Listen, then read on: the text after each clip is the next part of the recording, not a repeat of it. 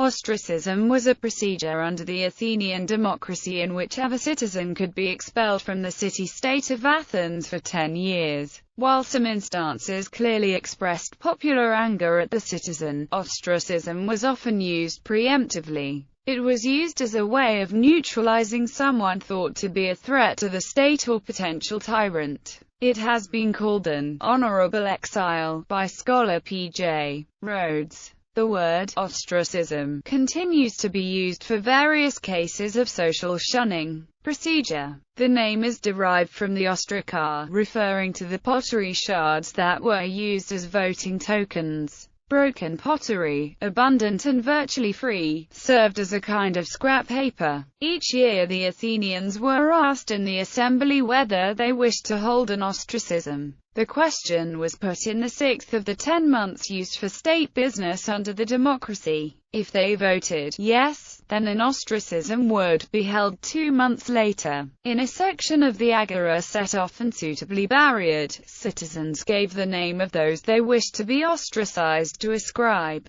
as many of them were illiterate, and they then scratched the name on pottery shards, and deposited them in urns. The presiding officials counted the ostraca submitted and sorted the names into separate piles. The person whose pile contained the most ostraca would be banished, provided that an additional criterion of a quorum was met, about which there are two principal sources. According to Plutarch, the ostracism was considered valid if the total number of votes cast was at least 6,000. According to a fragment of Philochorus, the winner of the ostracism must have obtained at least 6,000 votes. Plutarch's evidence for a quorum of 6,000, on a priori grounds a necessity for ostracism also per the account of Philochorus, accords with the number required for grants of citizenship in the following century and is generally preferred. The person nominated had 10 days to leave the city. If he attempted to return, the penalty was death.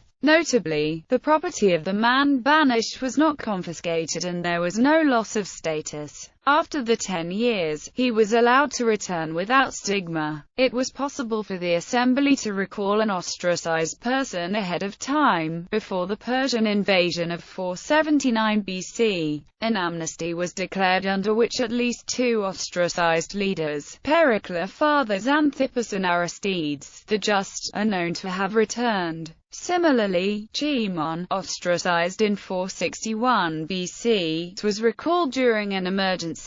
Distinction from other Athenian democratic processes. Ostracism was crucially different from Athenian law at the time. There was no charge, and no defense could be mounted by the person expelled. The 2 stages of the procedure ran in the reverse order from that used under almost any trial system. Here it is as if a jury are first asked, "Do you want to find someone guilty?" and subsequently asked, "Whom do you wish to accuse?" Equally out of place in a judicial framework is perhaps the institution's most peculiar feature, that it can take place at most once a year, and only for one person. In this it resembles the Greek pharmakos or scapegoat, though in contrast, pharmakos generally ejected a lowly member of the community. A further distinction between these 2 modes is that ostracism was an automatic procedure that required no initiative from any individual, with the vote simply occurring on the wish of the electorate, a diffuse exercise of power.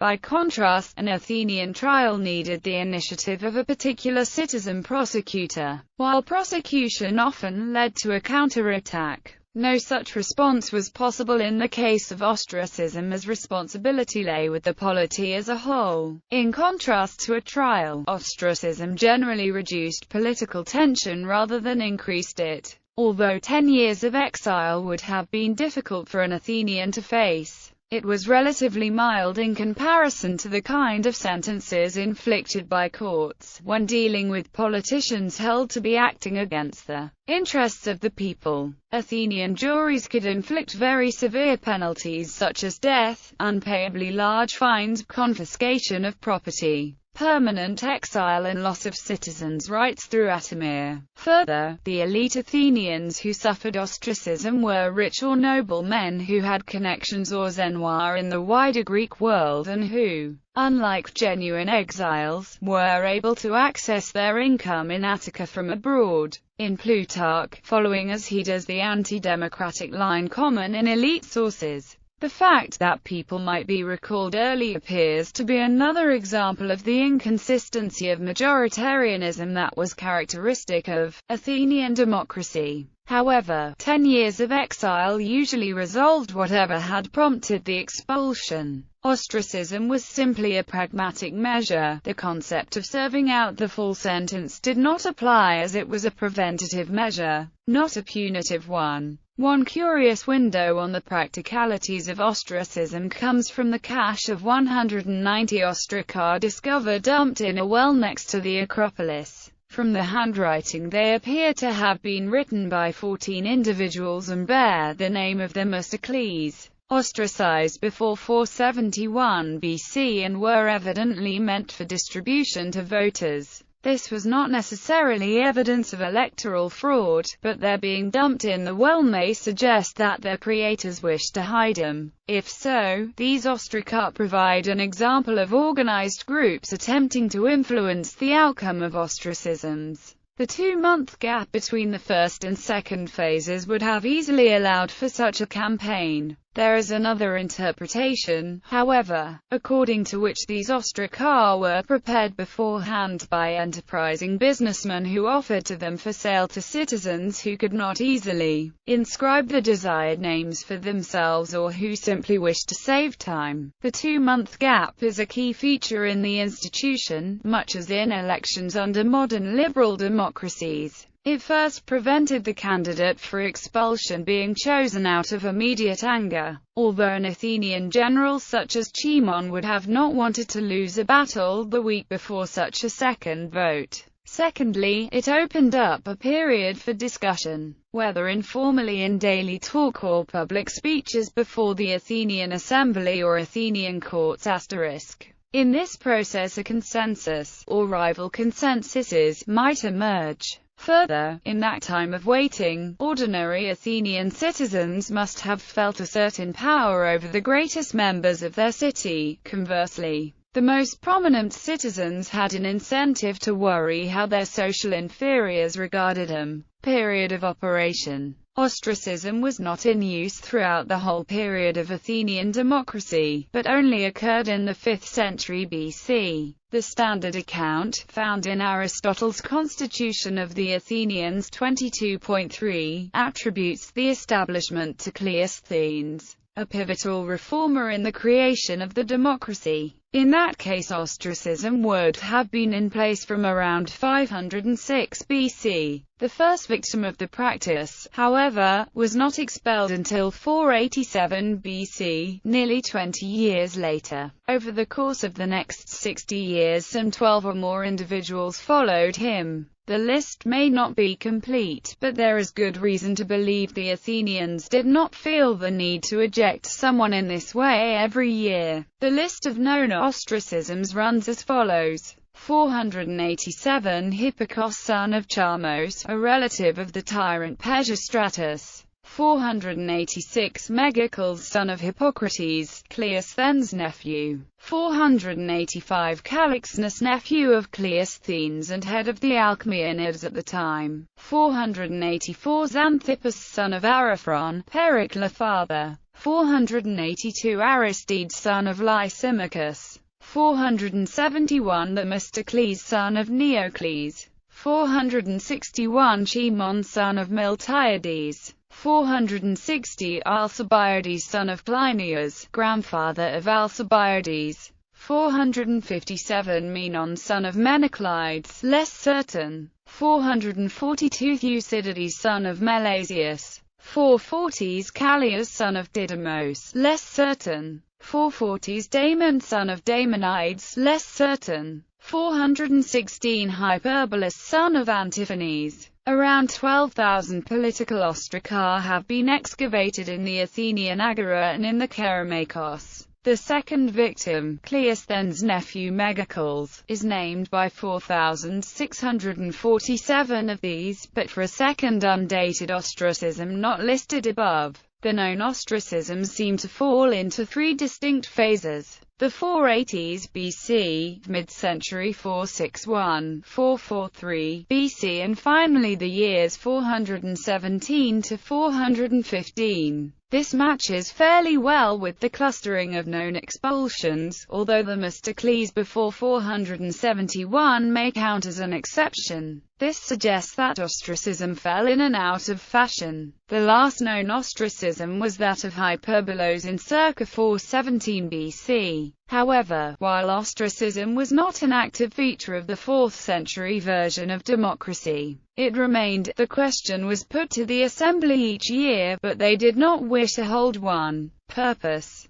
because ostracism was carried out by thousands of people over many decades of an evolving political situation and culture, it did not serve a single monolithic purpose. Observations can be made about the outcomes, as well as the initial purpose for which it was created. The first rash of people ostracized in the decade after the defeat of the first Persian invasion at Marathon in 490 BC were all related or connected to the tyrant Pisistratus, who had controlled Athens for 36 years up to 527 BC. After his son Hippias was deposed with Spartan help in 510 BC, the family sought refuge with the Persians, and nearly 20 years later Hippias landed with their invasion force at Marathon. Tyranny and Persian aggression were paired threats facing the new democratic regime at Athens, and ostracism was used against both. Tyranny and democracy had arisen at Athens out of clashes between regional and factional groups organized around politicians, including Cleisthenes. As a reaction, in many of its features the democracy strove to reduce the role of factions as the focus of citizen loyalties. Ostracism, too, may have been intended to work in the same direction. By temporarily decapitating a faction, it could help to diffuse confrontations that threatened the order of the state.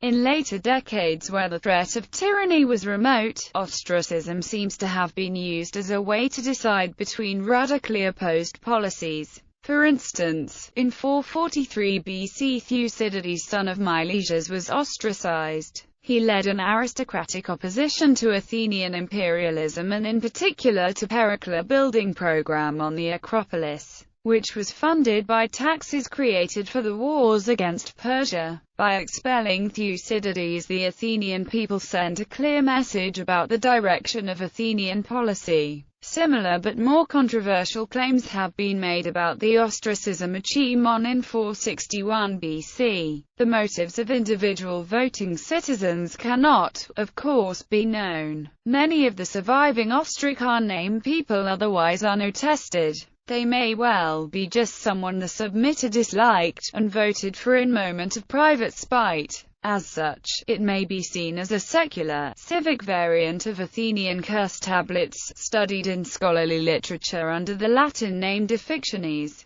where small dolls were wrapped in lead sheets written with curses and then buried, sometimes stuck through with nails for good measure. In one anecdote about Aristides, known as the Just, who was ostracized in 482, an illiterate citizen, not recognizing him, came up to ask him to write the name Aristides on his ostracone. When Aristides asked why, the man replied it was because he was sick of hearing him being called the Just. Perhaps merely the sense that someone had become too arrogant or prominent was enough to get someone's name onto an ostracone. Ostracism rituals could have also been an attempt to dissuade people from covertly committing murder or assassination for intolerable or emerging individuals of power, so as to create an open arena or outlet for those harboring primal frustrations and urges or political motivations. The solution for murder, in Gregory H. Padowitz's theory, would then be ostracism, which would ultimately be beneficial for all parties. The unfortunate individual would live and get a second chance, and society would be spared the ugliness of feuds, civil war, political jams and murder. Fall into disuse.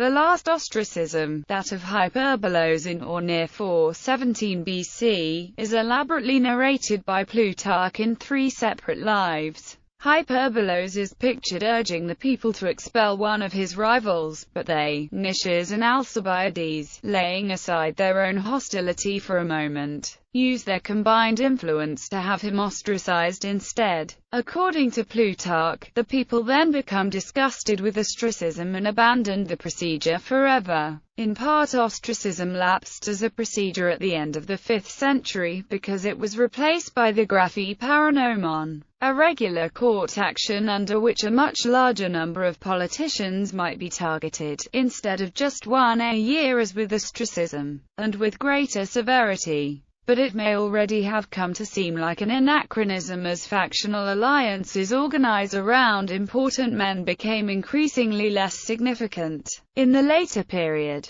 and power was more specifically located in the interaction of the individual speaker with the power of the assembly and the courts. The threat to the democratic system in the late 5th century came not from tyranny but from oligarchic coups, threats of which became prominent after 2 brief seizures of power, in 411 by the 400, and in 404 BC by the 30, which were not dependent on single powerful individuals. Ostracism was not an effective defense against the oligarchic threat, and it was not so used. Analogues. Other cities are known to have set up forms of ostracism on the Athenian model, namely Megara, Miletos, Argos and Syracuse. In the last of these it was referred to as petalismos because the names were written on olive leaves. Little is known about these institutions. Furthermore, pottery sherds identified as ostraca have been found in Chersonesos, Taurica, leading historians to the conclusion that a similar institution existed there as well, in spite of the silence of the ancient records on that count. A similar modern practice is the recall election, in which the electoral body removes its representation from an elected officer. It is interesting to note that unlike under modern voting procedures, the Athenians did not have to adhere to a strict format for the inscribing of ostraca. Many extant ostraca show that it was possible to write expletives, short epigrams or cryptic conjunctions beside the name of the candidate without invalidating the vote.